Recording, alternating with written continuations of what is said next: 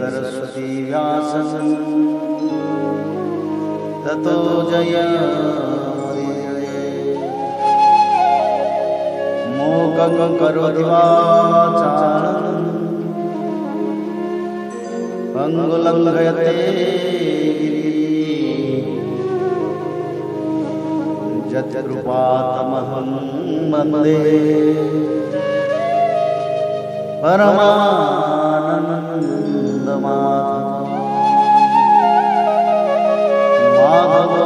माधवो वाक्यं माधवो हरि परन्ते साधवा नित्यं सकलकार्येषु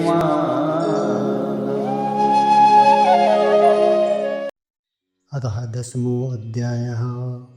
उत्तम का मारा जाना, ध्रुव का यक्षों के साथ युद्ध।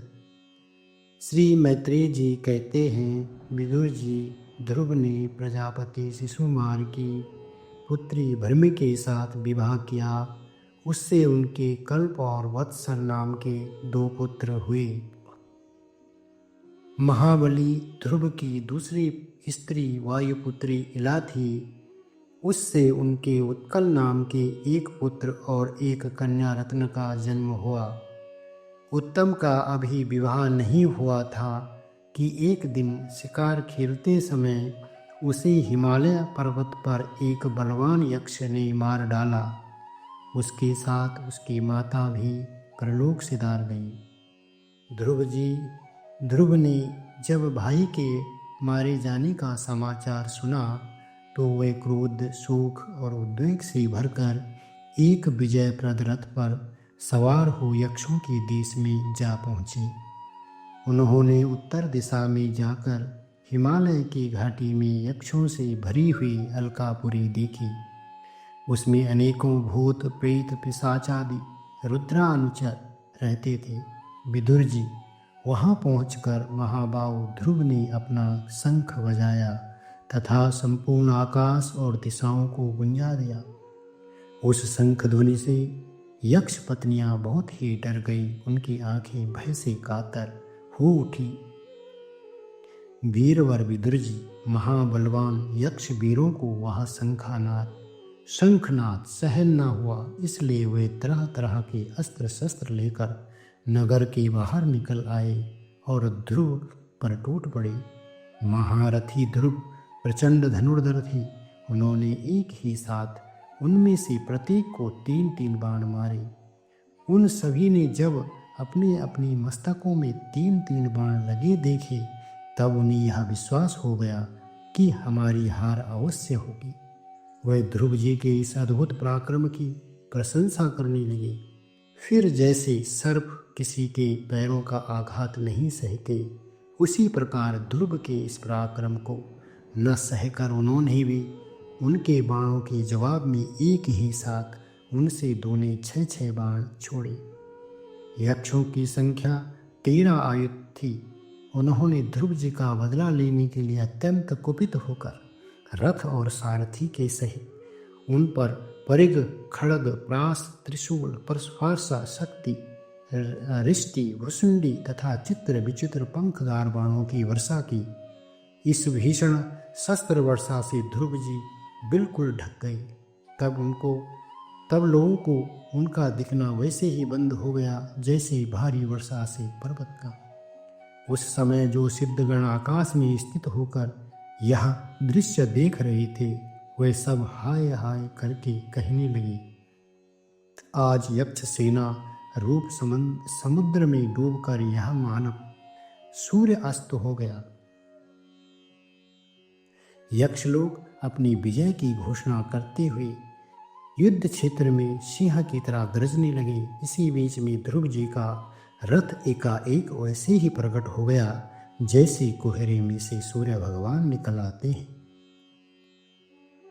ध्रुव जी ने अपनी दिव्य धनुष की टंकार करके शत्रुओं के दिल दहला दिए और फिर प्रचंड बाणों की वर्षा करके उनके अस्त्र शस्त्रों को इस प्रकार छिन्न भिन्न कर दिया जैसे आंधी बादलों को तितर बितर कर देती है।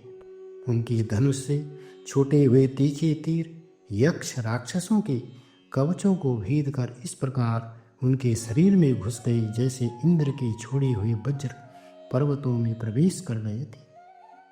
विदुर जी महाराज ध्रुव के बाणों से कटे हुए यक्षों की सुंदर कुंडल मंडित मस्तकों से, सुनहरी ताल वृक्षों के समान जांघों से, वलय विभूषित बाहों से, हार भुजबंद मुकुट और बहुमूल्य पगड़ियों से पटी हुई वह वीरों के मन को लुभाने वाली समर भूमि बड़ी शोभा पा रही थी।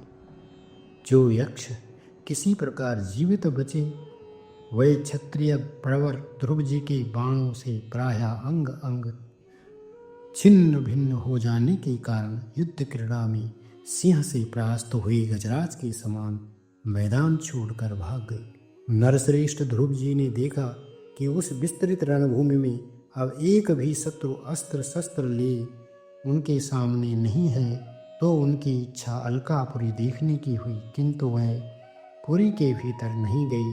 वह ये मायावी क्या करना चाहते हैं इस बात का मनुष्य को पता नहीं लग सकता। सारथी से इस प्रकार कहकर वे उस विचित्र रथ में बैठे रहे तथा शत्रु के नवीन आक्रमण की आशंका से सावधान हो गए। इतने में ही उन्हें समुद्र की गर्जना के समान आंधी का भीषण शब्द सुनाई दिया तथा दिशाओं में उठती हुई धूल भी दिखाई दी।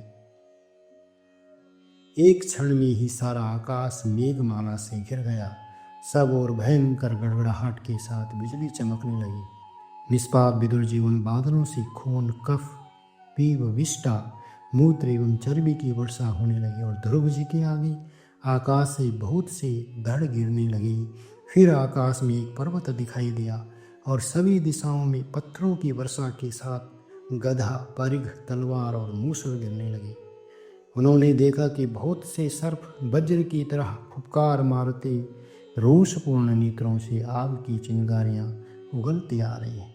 झुंड की झुंड मत वाले हाथी, सिंह और बाघ भी दौड़े चले आ रहे हैं। प्रलय के समान भयंकर शब्द अपनी उताल तरंगों से पृथ्वी को सब ओर से डुबाता हुआ बड़ी भीषण गर्जना के साथ उनकी ओर बढ़ रहा है। क्रूर स्वभाव असुरों ने अपनी आसुरी माया से ऐसे ही बहुत से कौतुक दिखलाए जिनसे कायरों के मन कांप सकते थे। ध्रुव जी पर असुरों ने अपनी दुस्तर माया फैलाई है, यह सुनकर वहाँ कुछ मुनियों ने आकर उनके लिए मंगल कामना की। मुनियों ने कहा, उत्तानपाद नंदन ध्रुव, शरणागत भयभंजन सांगपाणी भगवान नारायण तुम्हारे शत्रुओं का संहार करे। भगवान का तो नाम ही ऐसा है जिसके सुनने और कीर्तन करने मात्र से मनुष्य दुस्तर मृत्यु के मुख से अनायास ही बच जाता है। इति श्रीमद्भागवते महापुराणे परमहंसस्य संहिताया 4th स्कंदे 10मो अध्यायः।